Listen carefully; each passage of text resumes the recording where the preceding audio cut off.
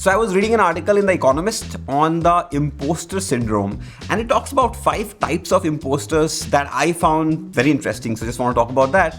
Before that, in case you are not super clear on what imposter syndrome is, it is basically that feeling you get sometimes when you think you aren't really up for the job that you are actually working on, but you're still carrying on, learning on the job, figuring things out, and just broadly just pretending to act like you know more than you actually do, because, well, fake it till you make it. Alright, so 5 types of imposters as per the author of this article are: 1. The anxious imposter. This is when you have a negative view of yourself, which is not necessarily justified by any real evidence that you don't know your job.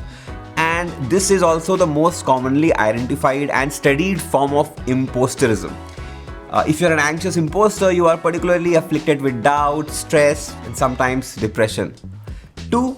The hustling imposter. This is when you are actually hustling. You're trying out this whole fake it till you make it bit, and you are comfortable with that. I have done this all my life. It works. 3. The lazy imposter.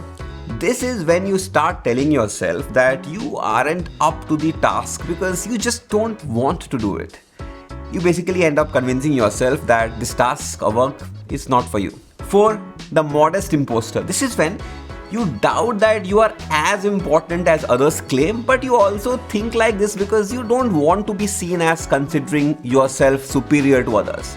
So as a modest imposter, you can carry great power sometimes. For example, say in a job interview that you don't know the answer to something, then when you are actually answering something else, everyone assumes that you do know a lot about that topic. And 5th is the wise imposter.